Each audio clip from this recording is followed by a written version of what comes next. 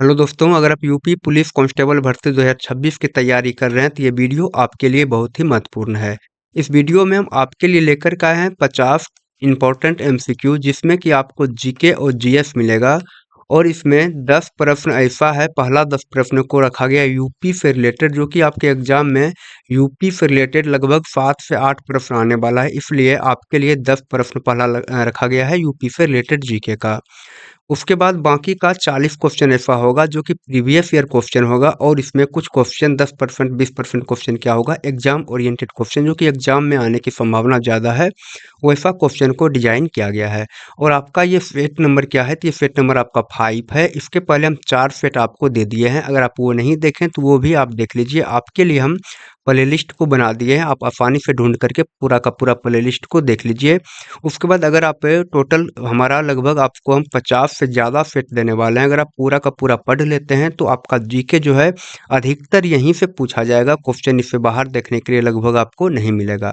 तो आइए हम क्लास को स्टार्ट करते हैं। अगर आपको क्लास अच्छा लगे तो वीडियो को लाइक करें और चैनल को भी सब्सक्राइब करें, अपने दोस्तों में भी शेयर करें। आइए हम क्लास को स्टार्ट कर रहे हैं। आज का पहला क्वेश्चन बोला गया है कि उत्तर प्रदेश की सीमा कितने देशों से लगती है। अच्छा, एक बात और आप ध्यान दीजिएगा कि ये क्लास आपका 12 से लेकर के 15 मिनट में समाप्त कर दिया जाएगा। एक प्रकार से आप इस क्लास को आप रिवीजन के तौर पे आप ले सकते हैं, जो कि आपके लिए बहुत ही फायदेमंद होगा। तो यहाँ पे पहला क्वेश्चन बोला गया था कि उत्तर प्रदेश की सीमा कितने जिलों से लगती है, ये आपको बताना है। तो आपका जो उत्तर हो जाएगा यहाँ पे वो हो जाएगा एक हो जाएगा, क्योंकि एक देश से उत्तर प्रदेश की सीमा लगता है। अगर देश का नाम आपसे पूछा जाए तो वह देश का नाम हो जाएगा नेपाल। यानी कि उत्तर प्रदेश की सीमा जो है नेपाल से लगती है, एक देश से। अगला प्रश्न आगे बोला गया कि दादरी मेला किस जिले में लगता है। आपसे यहाँ पे पूछा गया कि दादरी मेला किस जिले में लगता है, तो आप याद रखिएगा यह जो है बलिया जिला में लगता है, उत्तर प्रदेश के बलिया जिला में दादरी मेला। अगला प्रश्न आगे है उत्तर प्रदेश की सबसे बड़ी झील कौन सी है। आपसे यहाँ पे पूछा गया है कि उत्तर प्रदेश की सबसे बड़ी झील कौन सी है। आप याद रखेंगे गोविंद बल्लभ पंत सागर झील जो है ये उत्तर प्रदेश की सबसे बड़ी झील है। अगला प्रश्न आगे है चंद्रशेखर आजाद का जन्म किस जिले में हुआ था। आपसे यहाँ पे पूछा गया है कि चंद्रशेखर आजाद का जो जन्म हुआ था वह किस जिले में हुआ था, ये आपको बताना है। तो आपका जो उत्तर यहाँ से होगा वह हो जाएगा अलीराजपुर जिला में चंद्रशेखर आजाद का जन्म हुआ था। अगला प्रश्न आगे है तुलसीदास की जन्मभूमि कौन सी है। आपसे पूछा गया यहाँ पे कि तुलसीदास की जो जन्मभूमि है वह कौन सी है। तो आप याद रखेंगे तुलसीदास की जन्मभूमि चित्रकूट है। अगला प्रश्न आगे है उत्तर प्रदेश का प्रसिद्ध मेला कौन सा है। आपसे यहाँ पे पूछा गया है कि उत्तर प्रदेश का प्रसिद्ध मेला कौन सा है। तो आप याद रखेंगे यहाँ पे अगर ऑप्शन के अनुसार बात करें कि यहाँ पे दादरी मेला अब उत्तर प्रदेश का क्या हो जाएगा, प्रसिद्ध मेला हो जाएगा, जो कि बलिया जिला में लगता है। लेकिन अगर दादरी ऑप्शन में भी हो, उसके बाद अगर आपके ऑप्शन में यहाँ पे कुंभ मेला रहे तो आपका उत्तर हो जाएगा कुंभ सही। अगला प्रश्न आगे है उत्तर प्रदेश का सबसे ऊंचा जलप्रपात कौन सा है। आपसे यहाँ पे पूछा गया है उत्तर प्रदेश का सबसे ऊंचा जलप्रपात कौन सा है। तो आप याद रखिएगा लखनिया दरी जलप्रपात जो है यह उत्तर प्रदेश का सबसे ऊंचा जलप्रपात है। अगला प्रश्न आगे है जेवर एयरपोर्ट किस जिले में स्थित है। जेवर एयरपोर्ट के बारे में आपसे पूछा गया कि किस जिले में स्थित है। तो यह जिला का नाम है गौतम बुद्ध नगर। गौतम बुद्ध नगर नोएडा में यह स्थित है, क्या तो जेवर एयरपोर्ट। अगला प्रश्न आगे है उत्तर प्रदेश का प्रसिद्ध सूफी संत कौन थे। आपसे यहाँ पे पूछा गया है कि उत्तर प्रदेश का प्रसिद्ध सूफी संत कौन थे। तो आप याद रखेंगे इसका नाम था वारिस अली शाह। ये उत्तर प्रदेश के प्रसिद्ध सूफी संत में आते हैं। अगला प्रश्न आगे है रामचरितमानस के रचयिता कौन है। आपसे यहाँ पे पूछा गया है कि रामचरितमानस के रचयिता कौन है, ये आपको बताना है। तो आप याद रखेंगे रामचरितमानस के जो रचयिता हैं वे हैं तुलसीदास। उत्तर आपका यहाँ से बी नंबर बनेगा। ये हमारा प्रथम सेक्शन था जो कि यूपी से रिलेटेड आपको हम जीके बताएं। इसके बाद आपके लिए सामान्य जीके और जीएस का क्वेश्चन आएगा। पहला क्वेश्चन है यहाँ पे सामान्य जीके और जीएस का कि चाय की खेती के लिए उपयुक्त मिट्टी कौन है। आपसे यहाँ पे पूछा गया है कि चाय की खेती के लिए उपयुक्त मिट्टी कौन है, ये आपको बताना है। तो आप याद रखिएगा लेटेराइट मिट्टी क्या है, ये चाय की खेती के लिए उपयुक्त मिट्टी होती है। अगला प्रश्न आगे है हैजा रोग किसके कारण होता है। ये जो हैजा रोग होता है वह किसके कारण होता है, ये आपको बताना है। तो आपका जो यहाँ पे उत्तर हो जाएगा वह हो जाएगा जीवाणु के कारण होता है हैजा रोग। अच्छा, हैजा रोग को ही हम लोग डायरिया रोग भी कहते हैं, जो कि जीवाणु के कारण ही होता है। अगला प्रश्न आगे है, लाल बहादुर शास्त्री की समाधि को किस नाम से जाना जाता है? आपसे यहाँ पे पूछा गया है कि लाल बहादुर शास्त्री जी की जो समाधि है उसको किस नाम से जाना जाता है, ये आपको बताना है। तो आपका जो उत्तर होगा वह हो जाएगा विजय घाट, जो है लाल बहादुर शास्त्री जी का समाधि स्थल को विजय घाट के नाम से जाना जाता है। अगला प्रश्न आगे है, लोकसभा का विघटन किस अनुच्छेद के तहत किया जाता है? आपसे यहाँ पे पूछा गया है कि लोकसभा का जो विघटन किया जाता है वह किस अनुच्छेद के तहत किया जाता है? तो आप याद रखिएगा अनुच्छेद 85 के तहत लोकसभा का विघटन किया जाता है। अगला प्रश्न है, फतेहपुर सीकरी का निर्माण किसने करवाया था? आपसे यहाँ पे पूछा गया है कि फतेहपुर सीकरी का निर्माण किसने करवाया है? तो आप याद रखिएगा अकबर ने करवाया था फतेहपुर सीकरी का निर्माण। अगला प्रश्न आगे है, पेट्रोल इंजन में होता है। आपसे यहाँ पे पूछा गया कि पेट्रोल इंजन में क्या होता है, कार्बोरेटर होता है या तो बाल्ब होता है या डायोड होता है या इनमें से कोई नहीं। तो आप याद रखिएगा पेट्रोल इंजन में क्या होता है, तो कार्बोरेटर होता है पेट्रोल इंजन में। आपका जो उत्तर होगा ए नंबर सही होगा। अगला प्रश्न आगे है, किस अनुच्छेद में प्रेस की स्वतंत्रता दी गई, यानी कि प्रेस की जो स्वतंत्रता होता है वह किस अनुच्छेद में रखा गया है, ये आपको बताना है। तो आप याद रखिएगा अनुच्छेद 19 के 1 के गो में रखा गया है किसको, तो प्रेस की स्वतंत्रता को। अगला प्रश्न आगे है कि भारतीय संविधान के किस अनुच्छेद में राष्ट्रपति पर महाभियोग लगाने का प्रावधान है? आपसे यहाँ पे पूछा गया है कि भारतीय संविधान के किस अनुच्छेद में राष्ट्रपति के ऊपर महाभियोग लगाने का प्रावधान है, यानी कि पद से हटाने का प्रावधान है। तो अनुच्छेद 61 के तहत राष्ट्रपति के ऊपर महाभियोग लगता है। अगला प्रश्न है कि राजभाषा संविधान के किस भाग से संबंधित है? आपसे पूछा गया है कि राजभाषा जो है वह संविधान के किस भाग से संबंधित है? तो आप याद रखेंगे भाग 17 से संबंधित है राजभाषा। अगला प्रश्न आगे है, बेलूर किस नदी के तट पर स्थित है? आपसे यहाँ पे पूछा गया कि बेलूर जो है यह किस नदी के तट पर स्थित है, ये आपको बताना है। तो आप याद रखिएगा यह जो है यांगची नदी के तट पर स्थित है बेलूर।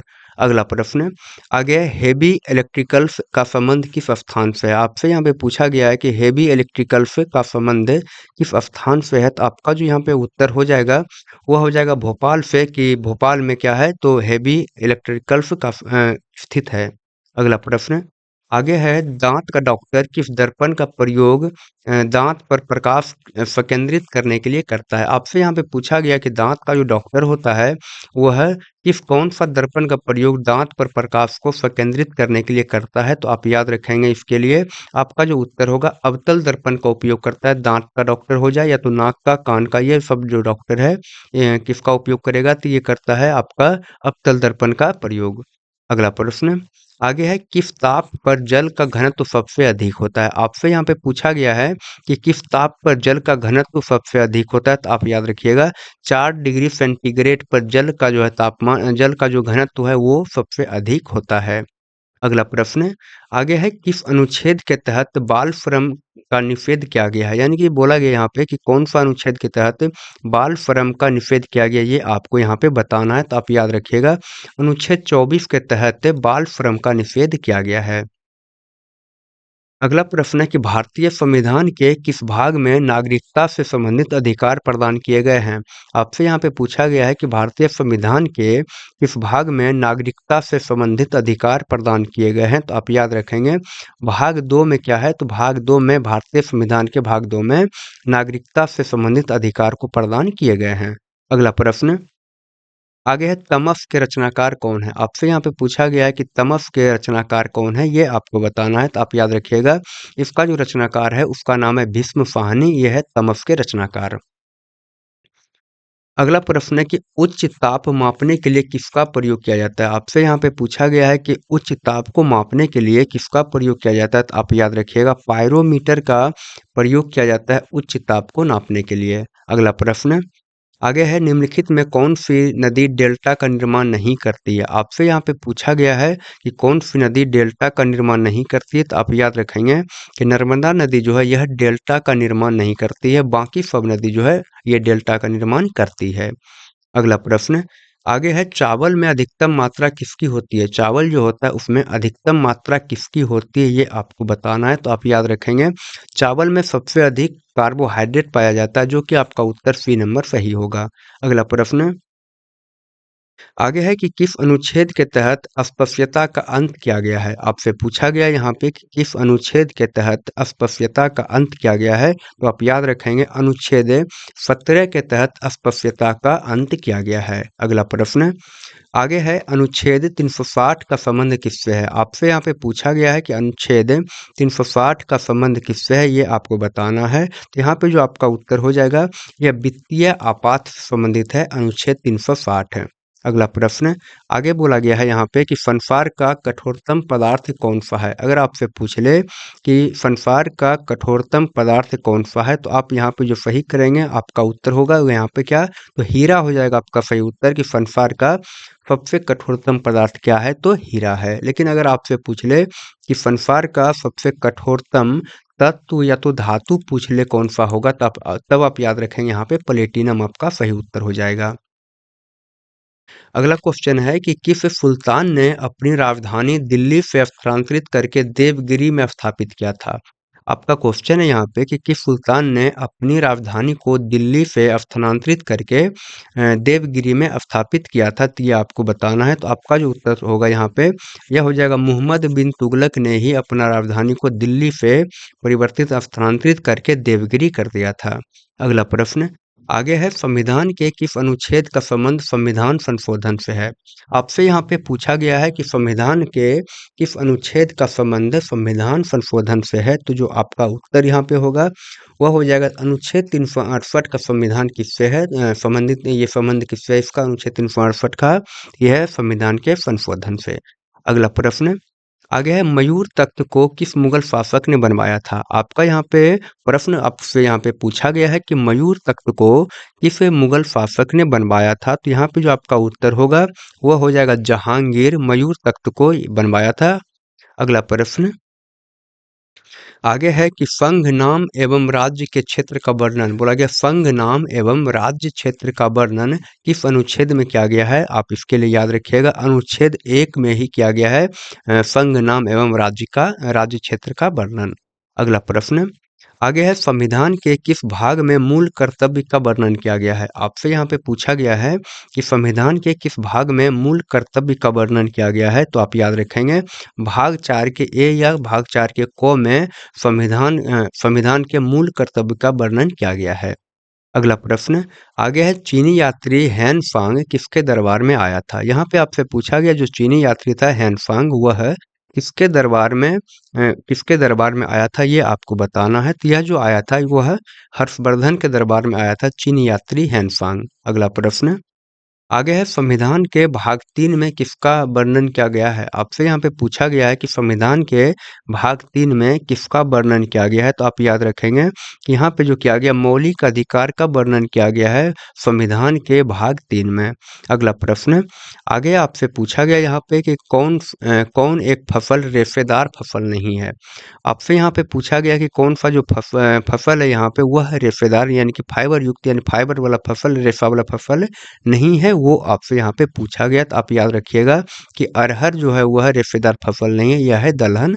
बाकी आपका कपास हो गया, सन हो गया, जूट हो गया, यह क्या है, यह रेशेदार फसल है। अगला प्रश्न आगे है, हैजा रोग किसके कारण होती है। आपसे यहाँ पे पूछा गया हैजा रोग या तो डायरिया रोग यह किसके कारण होती है, ये आपको बताना है। आपका जो उत्तर होगा वह हो जाएगा जीवाणु, यानी कि जीवाणु के कारण ही हैजा रोग होता है। अगला प्रश्न आगे है, इलेक्ट्रॉन किस प्रकार का कण है। आपसे यहाँ पे पूछा गया है कि इलेक्ट्रॉन किस प्रकार का कण है, तो आप याद रखेंगे अगर हम परमाणु का संरचना को देखेंगे तो उसमें हमको क्या क्या मिलेगा, तो प्रोटॉन मिलता है और इलेक्ट्रॉन मिलता है और मिलता है न्यूट्रॉन। याद रखिएगा प्रोटॉन के ऊपर होता है पॉजिटिव चार्ज, इलेक्ट्रॉन के ऊपर होता है निगेटिव चार्ज, और ये जो न्यूट्रॉन होता है यह होता है आपका आवेशहीन। न्यूट्रॉन क्या होगा, तो यह होगा आवेशहीन। तो आपसे पूछा क्या गया यहाँ पे इलेक्ट्रॉन किस प्रकार का कण है, तो आप याद रखिएगा यह क्या है, तो यह है ऋण आवेशित यानी कि निगेटिव है। यहाँ से जो आपका उत्तर होगा ए नंबर सही होगा। अगला प्रश्न है कि गृह शासन आंदोलन का संबंध किससे है? आपसे यहाँ पे पूछा गया है कि गृह शासन आंदोलन का संबंध किससे है? तो जो आपका यहाँ पे उत्तर होगा वह हो जाएगा गंगाधर तिलक से ये संबंधित है। क्या चीज़? तो गृह शासन आंदोलन। अगला प्रश्न आगे है, राज्य के नीति निर्देशक तत्व का वर्णन संविधान के किस भाग में है? आपसे यहाँ पे पूछा गया है कि राज्य के नीति निर्देशक तत्व का वर्णन संविधान के किस भाग में है? तो आप याद रखेंगे इसके लिए संविधान के भाग 4 में वर्णित है राज्य के नीति निर्देशक तत्व।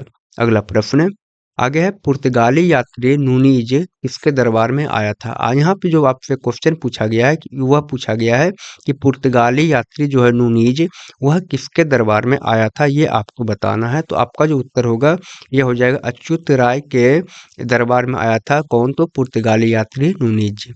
अगला प्रश्न आगे है, चुंबकीय आघूर्ण का मात्रक क्या है? आपसे यहाँ पे पूछा गया है कि चुंबकीय आघूर्ण का मात्रक क्या है? तो आप याद रखेंगे चुंबकीय आघूर्ण का मात्रक होता है टेस्ला। यहाँ से जो आपका उत्तर होगा वह डी नंबर सही होगा।